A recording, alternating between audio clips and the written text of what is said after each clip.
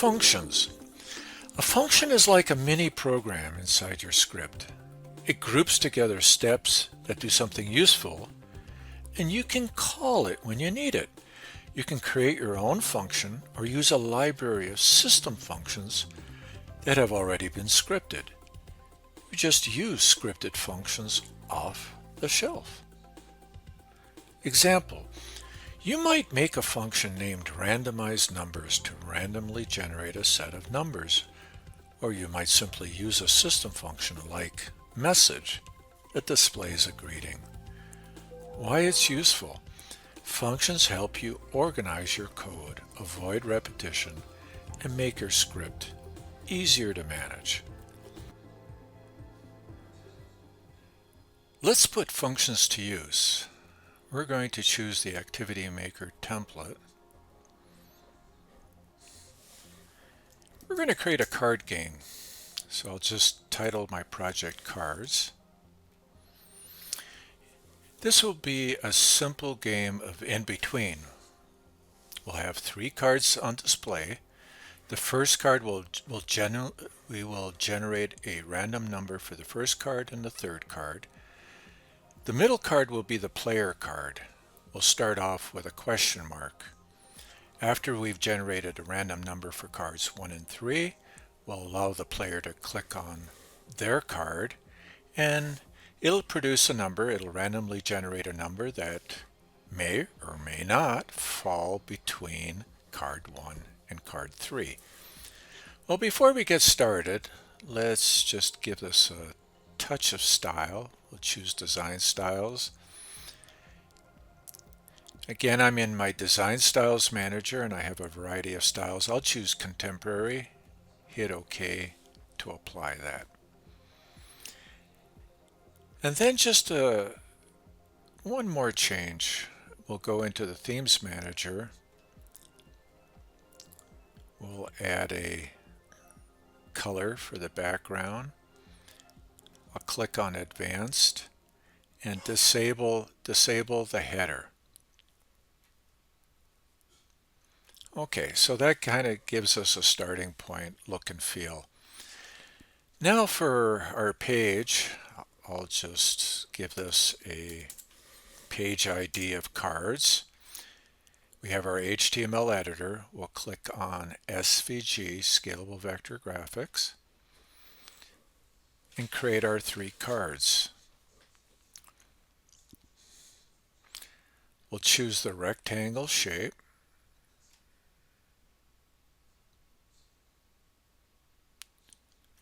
That looks good, and I'll fill it with a color. Oh, I must select the shape and then fill with a color. Good. And then I'll change the roundness just so it looks more like a playing card. There we go. And I can even change the stroke. Great. Let me duplicate that. Choose Edit. And there's our second card. And then we'll duplicate it once more.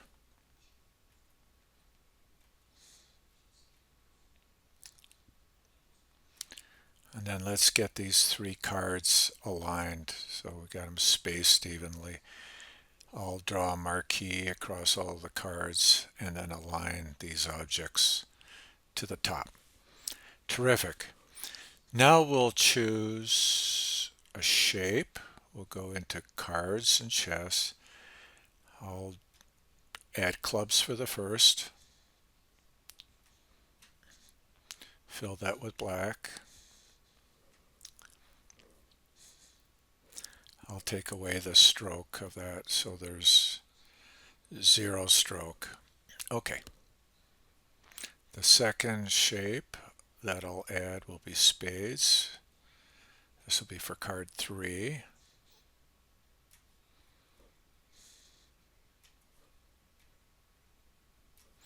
And then for the player card,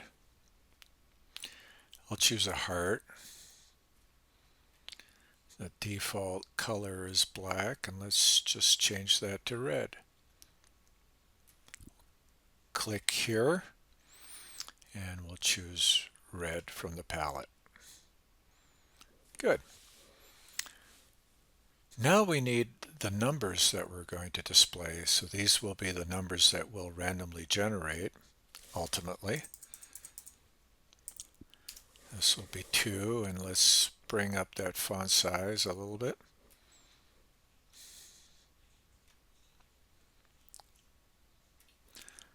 We'll duplicate.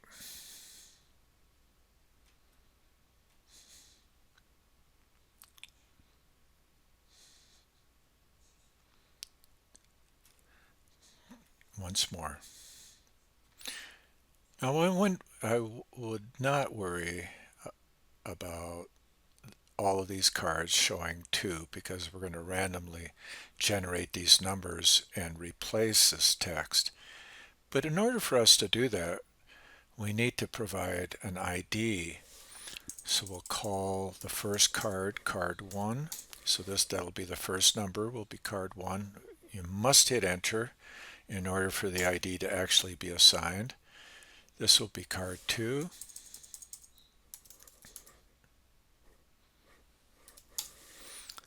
Enter, and card 3. Enter. Now, because we'll end up selecting the middle card as the player, we'll ensure that these are all grouped together. So I'll just draw my marquee, select object, and group this so that this is all one unit now. We need to add a button.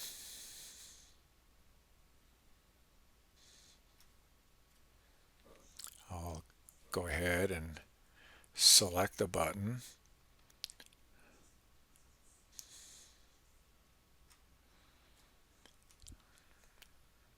Make it look like a button. I think what I'll do is I'll fill it with black, and then I'll use my text tool, create the word click, change that to a lighter color, maybe a smaller font size, and then I'll drag this over top. I want this button to act as a unit, not a separate background and text. So again, I'll use my little pointer tool, highlight over everything, and select object and group these. I'll call this button, and then hit enter in order to assign that ID.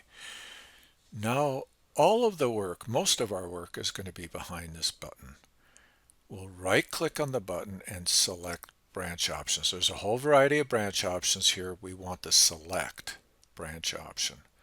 This is just warning us that we're about to write code that will be applied to the element with ID button. I want to choose execute commands, which gives us access to our script editor. Now here's the main part of our program. The first thing we have to do is create a variable that's labeled num1. So this again is a container in memory. This is local memory now. And what we're going to do is we're going to randomly generate a number, but basically our numbers will be from 2 to 10 so that they can be applied to the playing cards. Now here's just a little bit of an algorithm. That's our minimum number, which is then added, so minimum number added to, here's the first use of a function. This function will randomly generate a number from 0 to 1, and then we'll multiply that by 8. So here's the logic. Let's say random produce 0. 0 times 8 will be 0 plus 2, so our minimum will be 2 assigned to num1. Now let's go the other direction. Let's say random produced 1. 1 times 8 is 8, plus 2 will be 10. 10 will be assigned to num1. But I said from 0 to 1, but that could also be, let's say, 0.55. And if it did that, we'd end up with a number that had a fraction. So we don't want that. We just want whole numbers. Well, in order for us to round off, we'll use a rounding function. And the input of that, or the argument, will be num1. So we'll produce a randomly generated number, assign that to num1, we'll then round that off. So this is the old value, and here is the new value. And then we'll change the text of our card. Remember we applied IDs to each of those numbers? Well, here we go. Now we're targeting that ID. And of course, what are we sending to? What are we changing the text to? The value of num1. And we can do this for card 3 as well. I'll just change these variables to 3, and then we'll change the value of card 3 text with num3. So it's the same thing. I have a new set of variables. Declared a variable called num3, randomly generated a value, assigned it to num3, rounded it off, and then here we go and change the text of that third number. Well, what are we going to do with the middle number? Well, for this, we'll just simply assign it a question mark, because what we want the player to do is actually click on the card in order for it to randomly generate a number. We're done. So each statement is followed by a semicolon. You can pause, review this code, think through it line by line as to what it's doing, and just think like a computer. Just execute. So think through the right side first and then assign it to the left side. Do that each time. Just do exactly what a computer does. We'll save and close. I'll save. So we've got the code behind click. Now, what we also want to do is, remember when we right-clicked, we selected branch options? Well, let's do a deselect. So every other click will be a deselect. And the purpose of the deselect in this case will be just to kind of reset values. So we'll change the text of card 1, and we'll just assign it a question mark. This is just a sort of reset.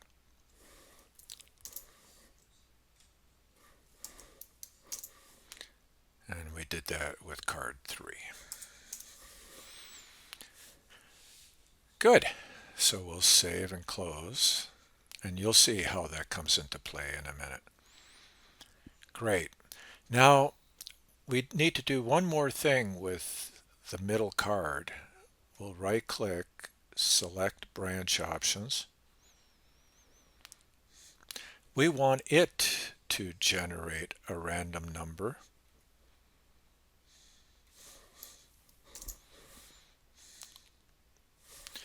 So what I'll do is create num2. So I'm creating a variable called num2. I'll do the same thing. Our minimum is 2. I'll invoke the random function, multiply that This is a multiplication, by the way. The asterisk in scripting is a multiplier. It's the multiplication operator. So I'll do that, and once again I will round off, so this thing will receive an input, and then we'll change the text of card 2 in this case to the value of num2.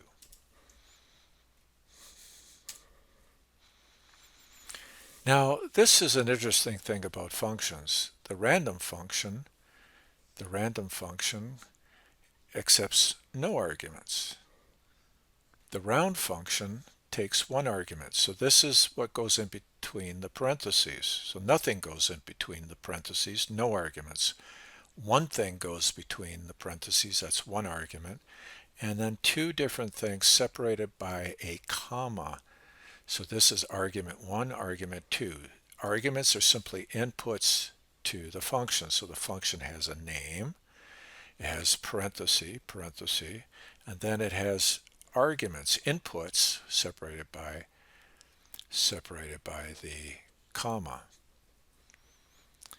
And again, you should just note, whenever you need a function, just click on help. So if I needed a change type of function, I would type in a keyword change, and then I could change attribute, change focus, change text, opacity, image, border, text color. I have a whole variety of functions. We're good. So now what we're going to do is hit the X, save our work, and display it. Oh, by the way, you'll notice now things are a little off. We simply click on the graphic and see we're displaying that with 980 pixels wide, but we want it to be relative and responsive, so we'll choose 100 and we'll center that. So that looks better. Now we'll preview in the browser and we'll get to see our design changes. We'll get to see the little touch of design that we added. So the first thing we'll see is our background color. Here's the background color that we chose, and then we'll see our here it's displaying our design choice, which was contemporary, and then here are our cards. So our first click generates a random number for the first card and for the third card, and then we set the middle card to question mark. I need to get a 4 to win. It's unlikely I'll do that. So here, this reset, let's get a whole new set of numbers, 3, 9, and then I click on this card and you can see I've lost. I'm outside of the range. Let's reset. I would need a 5 in order to win. I'll click and I get an 8 and I've lost. So 5, 9, I would need a 6, 7, or 8. And I got a 7, I've won. So I finally, now later you can adapt this code, you can change this code, you could add an if statement once you've learned about if statements. So if 7 falls between 5 and 9, then the player would be awarded whatever they bet. So you could certainly embellish this code. We're going to keep it simple because we're introducing functions, but you could later try this out, and then once you understand if statements or conditional statements, you can apply that to this game. That concludes our coverage of functions. I hope that you take the time to rebuild this assignment and then make it your own, especially once you've learned about the if statement. Thanks so much for watching.